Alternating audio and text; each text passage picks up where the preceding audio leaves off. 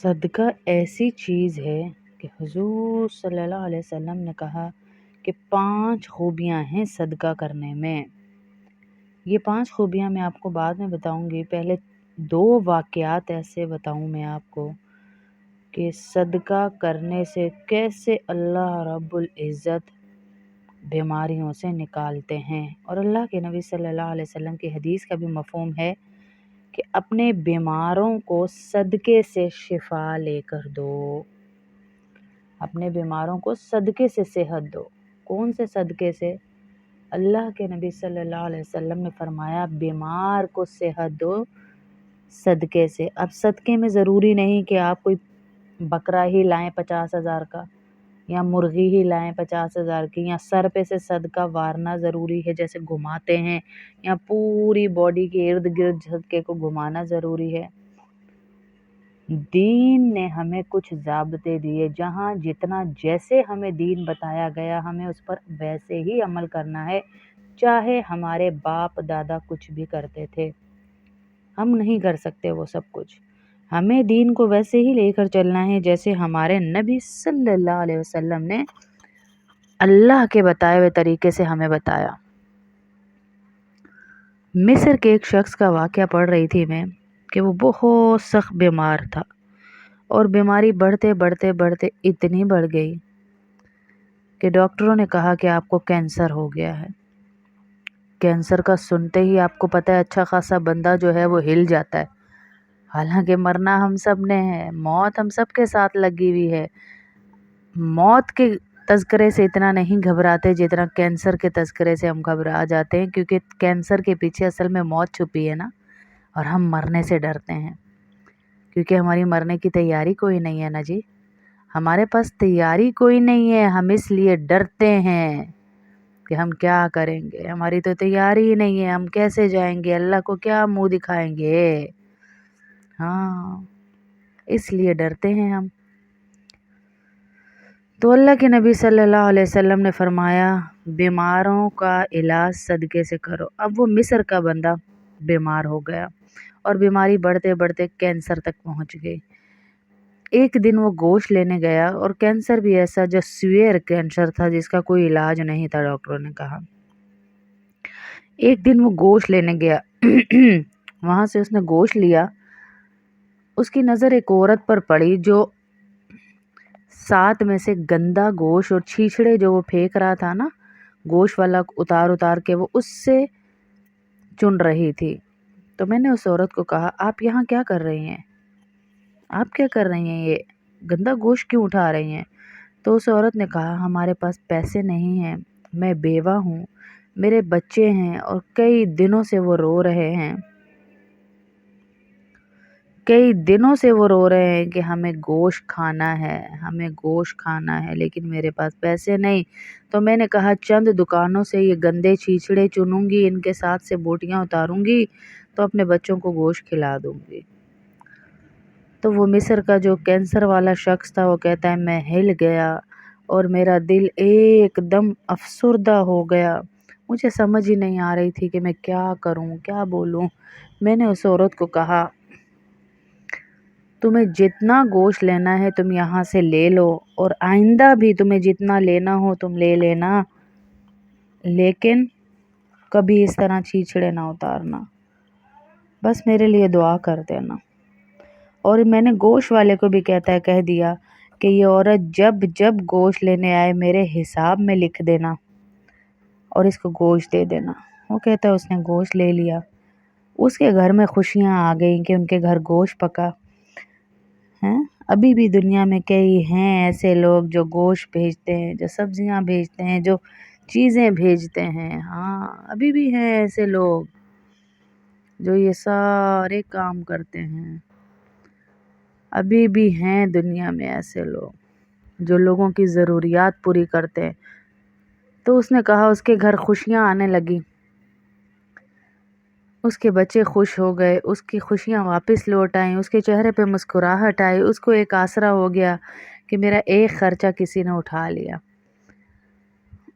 تو وہ کہتے ہیں کچھ عرصے میں میری رپورٹ ہوئی تو میری رپورٹس بالکل کلیئر آئیں اور مجھے ڈاکٹر کہتے ہیں آپ کو تو کبھی کینسر ایسے لگ رہا ہے تھا ہی نہیں، آپ تو بالکل ٹھیک ہیں،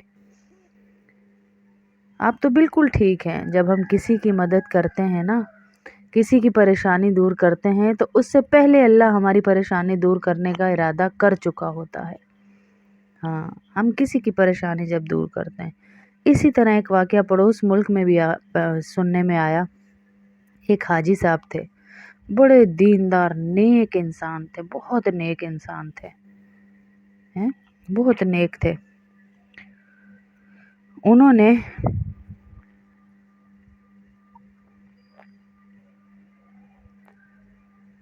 ان کی طبیعت بہت زیادہ خراب رہنے لگ گئی، اور جب ان کی طبیعت خراب رہنے لگ گئی تو ان کے بچے تھے، بہت امیر تھے، وہ بیٹے تھے ان کے سب تھے، لیکن بیٹے کاروبار میں مصروف ہوتے تھے۔ ان بیٹوں نے ایک لڑکا ان کے لیے رکھ دیا۔ حاجی صاحب بڑے نیک انسان تھے، انہوں نے ایک لڑکا رکھ دیا جو ہمارے والد کی خدمت کرے گا والد کی اجازت سے۔ اس لڑکے کو انہوں نے دیکھا، وہ تو چھوٹی عمر کا ہے اور پڑھتا نہیں ہے، تو انہوں نے ایک دن اس لڑکے سے پوچھا تم پڑھتے نہیں ہو، تمہاری تو عمر پڑھنے کی ہے، تم یہاں کیسے آئے؟ تو وہ بلک بلک کے رونے لگا کہ میرے والد کا انتقال ہو گیا، تو اس کے بعد میں نے پڑھائی چھوڑ دی اور میں کام کرنے لگ گیا کہ گھر کا خرچ چلانا تھا، میں واحد گھر میں لڑکا ہوں۔ انہوں نے کہا اچھا جاؤ، اور اپنے نوکر کو کہا یونیفارم لے کر آؤ، یونیفارم لاؤ، اس کی کاپیاں لاؤ، اس کا بہترین اسکول میں ایڈمیشن کرواؤ اور اس کو پڑھائی دو۔ وہ لڑکا بہت خوش ہوا اور ان کو دعائیں دی اس لڑکے نے۔ حاجی صاحب اب جو ویل چیئر پہ تھے نا، جو پکڑ پکڑ کر چل رہے تھے، ویل چیئر سے کھڑے ہو گئے۔ ان کا ایک دن دوست آیا، دیکھ رہا ہے کہ حاجی صاحب تو بالکل مرگ الموت پہ تھے، بیڈ کے ساتھ لگے ہوئے تھے، ان کو کیا ہوا؟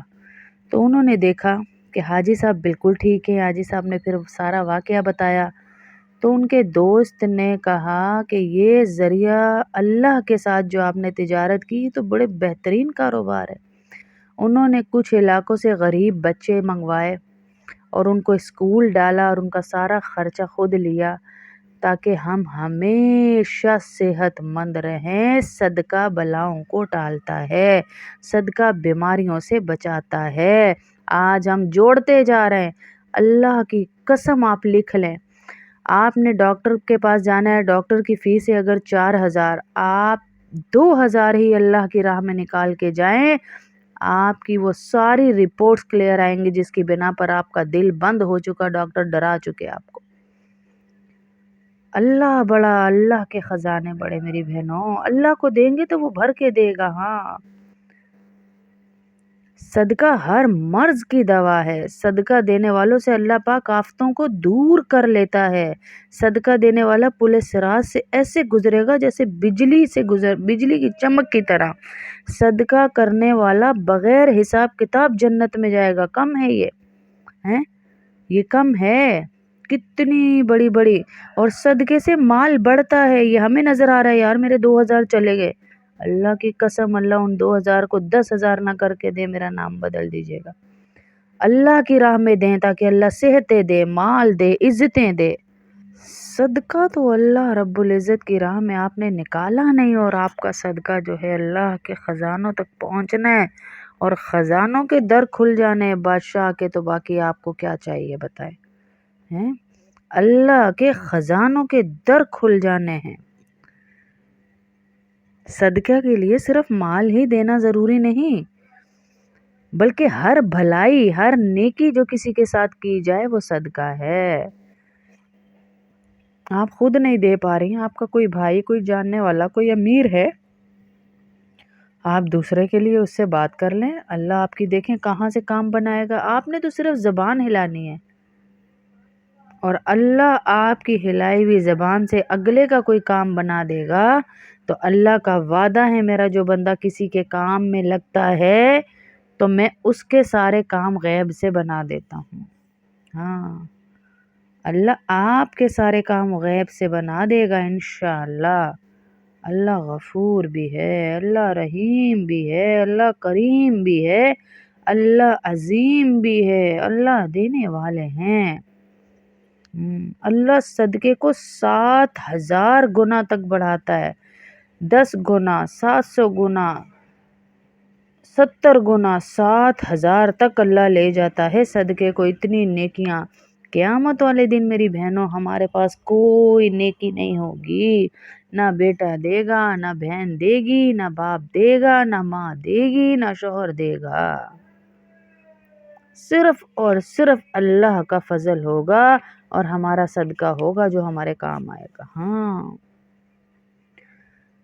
نفسا نفسی کا عالم ہوگا، ہر ایک اپنے گناہوں کے پسینے میں سر تک ڈوبا ہوا ہوگا، تو بلایا جائے گا، پوچھا جائے گا، اللہ اکبر، پوچھا جا رہا ہے بلا کر کہ بھائی کیا کیا لائے ہو۔ اس عالم میں ادھر ادھر دوڑ بھاگ لگی ہوئی ہوگی، سب ننگے بدن دوڑ رہے ہوں گے، سورج سوا نیزے پہ ہوگا، کوئی سایہ نہیں ہوگا دور دور تک، دور سے ایک پہاڑ چلتا ہوا آئے گا، حدیث کا مفہوم ہے، اور آ کر ایک جگہ پر کھڑا ہو جائے گا، ایک شخص کو سایہ نصیب ہوگا، تو وہ شخص اس سے پوچھے گا تو کون ہے جو اس ماحول میں میرے کام آ رہا ہے، یہاں پر میرے کام آ رہا ہے جہاں میری ماں، میرا بہن، میرا بھائی، میرے دوست سارے ہی مجھے چھوڑ گئے، تو وہ پہاڑ کہے گا میں ہوں تیرا سایہ، یعنی تیرا دیا ہوا صدقہ، اللہ نے مجھے پالا، مجھے پوسا، مجھے بڑا کیا اور مجھے آج تجھ تک پہنچا دیا کہ تو اس کے سائے میں کھڑا ہوا ہے۔ ہاں، ہر بھلائی، ہر نیکی صدقہ ہے،